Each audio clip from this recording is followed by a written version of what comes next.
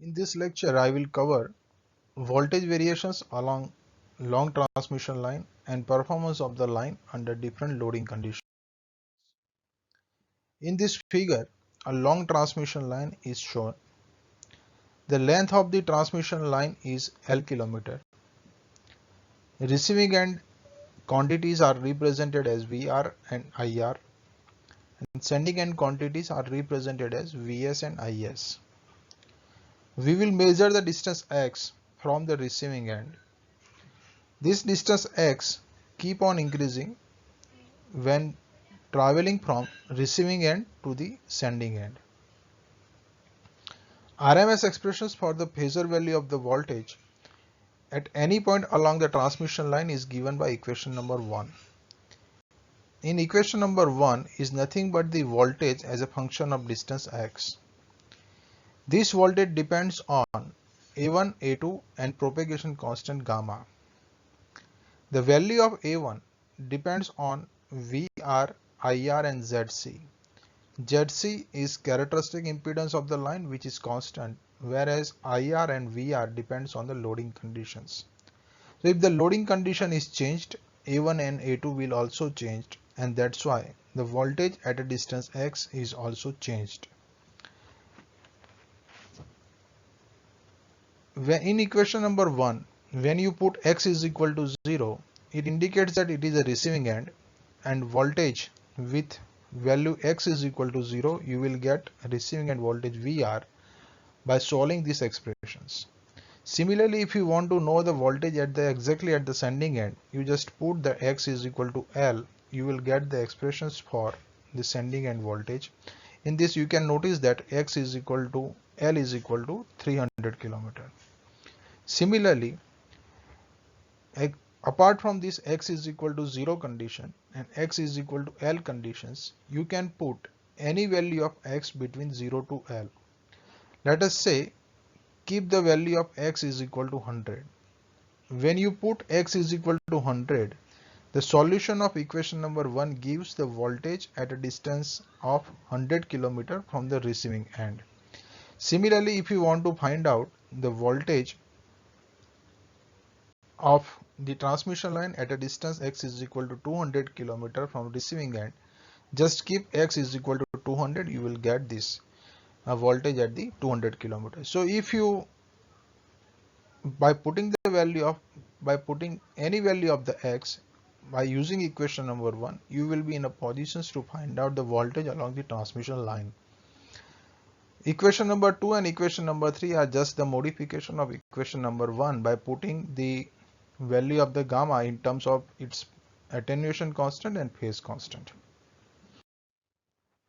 We will continue with this equation number 3. This equation number 3 is phasor representation of voltage along the transmission line. When we transform this phasor value to time domain, it will result into the instantaneous voltage. So this equation number 3, which represents the phasor value, and it is a function of only the distance x. When we convert this phasor value to time domain, it converts to the instantaneous value, and now it becomes a function of time as well as the distance x. The instantaneous value of the voltage along the transmission line as a function of distance and time is given in equation number 4.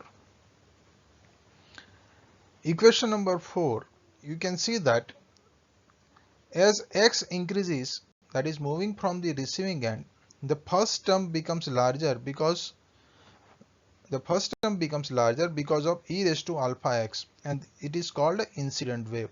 So this first term in this equation number 4, this is my e raised to alpha x.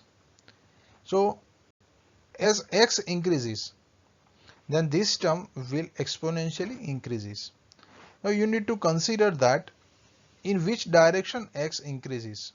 So we have taken the direction x, the value of the x increases when we move from receiving end towards the sending end.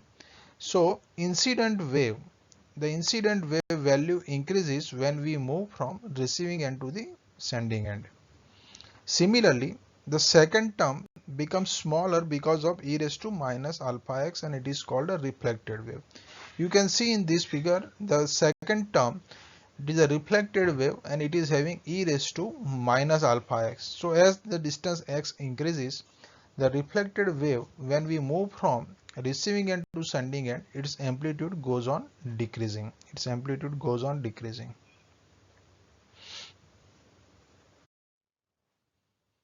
I have rewritten the same equations. Just recall this equation number 4. In equation number 4, in a transmission line, at any point on a transmission line, the voltage, at any point along the line, the voltage is the sum of these two components. Voltage is the sum of these two components. Which two components? This is a V1 Tx, this is incident wave, and it is nothing but this V1 Tx is nothing but this. It is given that this is my incident voltage, incident wave, and this is my reflected wave. So incident wave is represented by V1 Tx and reflected wave is represented as V2 Tx. This is the variations of incident wave and a reflected wave. Now you can see here this incident wave V1 is a function of t and x, is a function of t and x. When I solve this expression, in this expression you can see that x is also changing and t is also changing. These three waves, for plotting these three waves, what I have done, suppose take this t is equal to 0 second.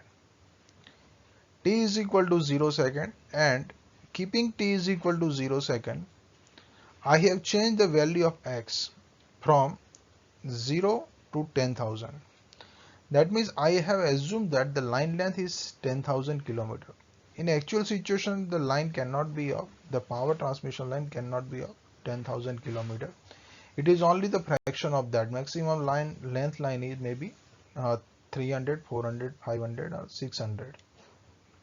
But for just explanations purpose, just I have taken it that line length is x is equal to 10,000.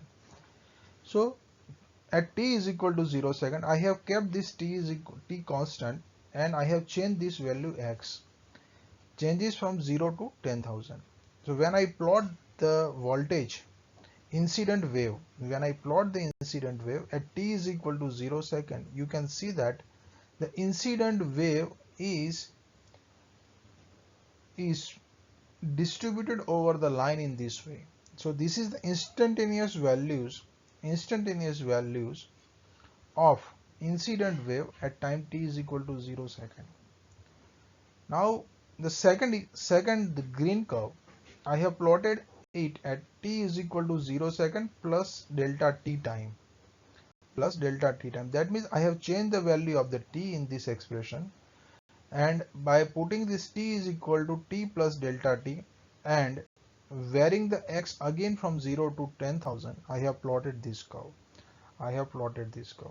So you note this curve. At time t is equal to 0 second, the voltage incident wave is distributed along the line in this way, but as soon as the delta t time elapsed or delta t times passed, this voltage wave shifts by some angle or by some distance. Similarly, as the time increases by 2 delta t, again the wave shift by this much of the distance. So again, if you increase the time again 3 delta t, then a wave is again shifted. So you can see that by the time this wave is traveling, so as the time increases, the wave also travels. So incident wave travels from sending end to receiving end. This wave, you can see that this incident wave travels from sending end towards the receiving end. Also you can see that amplitude increases from receiving end to the sending end. That means we have considered the increment in x from receiving end to the sending end. So you can see that amplitude of this wave will increase as we move from receiving end to sending end. Same discussions you can take it for the reflected wave. Only the difference is the reflected wave travels from receiving end to the sending end, and amplitude decreases from receiving end to the sending end. You can see that this amplitude decreases when it travels from receiving end to the sending end. The amplitude continuously decreases. So in a transmission line, the voltage at any point on transmission line at any time, voltage at any point on a transmission line at any time, any point on transmission line and any time are traveling in form of the incident wave and reflected wave, and voltage at any point and any time on a transmission line is the summation of these two, incident wave and reflected wave.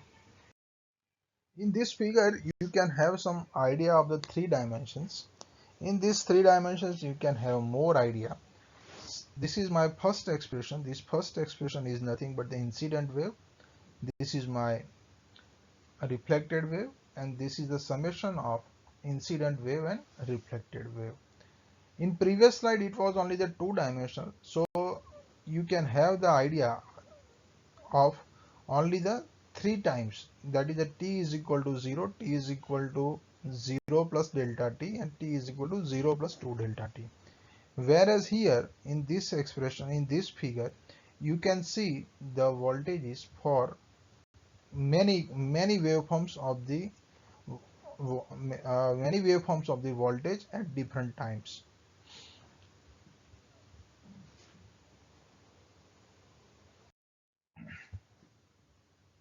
Recall these expressions of the reflected wave.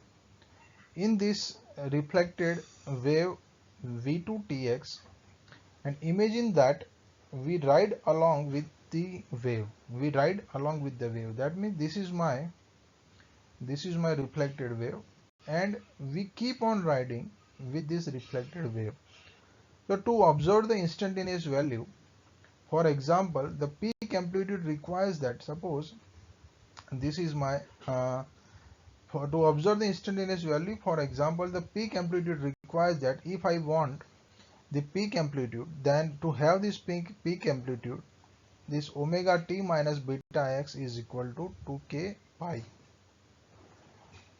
So x is equal to, just convert these expressions, x is equal to omega by beta into t minus 2k pi upon beta. Thus, to keep with the wave and observe the peak amplitude, we must travel with a speed of dx by dt is equal to omega by beta. What is this? Here it is given that, thus to keep up with the wave and observe the peak amplitude, we must travel with a speed. That means suppose if you are at this place, and if you want to have the peak value all the time, this is the time. So as the time passes, the peak value also changes. So if you want to have the peak value all the time, then you need to travel along these waves. At what speed you should travel? So that you should, if you want to observe the peak value, then you need to ride with the same velocity of the wave, and the velocity of the wave can be found out by taking the derivative of this. So when I take the derivative of this expression, you will get dx by dt is equal to omega b. So this is nothing but the velocity of the propagations. V is equal to omega upon beta and 2 pi f upon beta. That means this velocity is that it is a velocity of the wave at which it is traveling from one end to the another end. The wavelength lambda or distance x on the wave which results in phase shift of 2 pi radian is given by b lambda is equal to 2 pi. The unit of beta is radian per kilometer and lambda is measured in kilometer. So radian per kilometer into kilometer gives you the radian. So wavelength lambda is equal to 2 pi upon beta. So wavelength, in this figure you can see that half of the wavelength, this is half of the wavelength lambda 2, and if you want to consider another half of the wave, then it is again, this is lambda by 2. So this is entire the wavelength of this wave. This is wavelength of this wave lambda. So during this distance or across this distance, this wave will change its phase by 2 pi radian. It's this across this wavelength lambda, this wave will change its phase by 2 pi radian. Now we will analyze the performance of the line by considering it as a lossless line. For the lossless line, we assume that resistance and conductance of the line is 0. In that case, the propagation constant, gamma, we will evaluate the propagation constant and characteristic impedance in case of the lossless line. This is original expressions of the propagation constant, that this is series impedance and this is shunt admittance.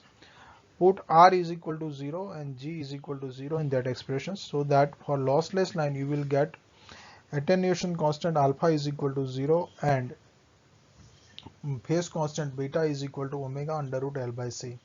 Similarly, for the characteristic impedance ZC is equal to root Z by Y and R plus J omega L and G plus J omega C. Put R is equal to 0 and G is equal to 0 in this expression, you will get ZC is equal to root L by C. So when the characteristic impedance for the lossless line is generally referred as a surge impedance, try to identify the difference between these two, ZC and ZC. In this ZC, when we consider the R and G, that ZC will be complex number. It will have a real part, it will have an imaginary part. But when we assume that R is equal to 0 and G is equal to 0 for lossless line, that characteristic impedance turns into the purely a real number, and it is a resistive only, and it gives the only the, and it will have a resistive nature. So this is the difference between characteristic impedance is the impedance of the is referred as for the actual line, whereas surge impedance is referred for the lossless line. Now beta is equal to omega into root L by C, and we will write the velocity equations. V is equal to omega upon beta. So we will get the velocity expressions. Velocity expression is equal to 1 upon root L by C, and wavelength expression is equal to 1 upon F root L by C. Now L and C, the L and C are the inductance and capacitance of the line. Let us take the example of a double circuit line or any line. For that, in expression of the inductance, we will have the mu 0 and the terms related to the GMD and GMR, whereas in case of the capacitance we will have permittivity and GMD and GMR. When you put these L and C expressions then and simplify the expressions, then you will get the velocity of propagation is approximately equal to 1 upon mu 0 into epsilon 0, whereas the wavelength is equal to 1 upon F under root mu 0 into epsilon 0. Put the values of mu 0 into epsilon 0 in the velocity equation and wavelength equation. You will get velocity expression is equal to 3 into 10 raised to 8 meter per second, and that is equal to the velocity of the light. This gives you the idea that at which velocity the incident wave and reflected wave travels on the line. They will have a velocity equal to the velocity of the light, and at this lightning speed the voltage waves and the current waves will travel over the transmission line. For the wavelength, if we consider the 60 Hz, then the wavelength of the line is 6000 km, and for the 50 Hz system, the wavelength of the line is around 5000 km. Same way, the characteristic impedance ZC is equal to L by C. Put the value of L and C, so you can get the value of the surge impedance for the transmission line. Generally, for 69 kV transmission line, the value of the surge impedance is approximately 400 ohms, whereas for 500 kV line, the ZC is equal to 250 ohms. Because for the low voltage, value of the capacitance is generally small, and that's why ZC is high, and as the voltage level goes on increasing, the capacitance value is high, and that's why ZC ZC value is reduced.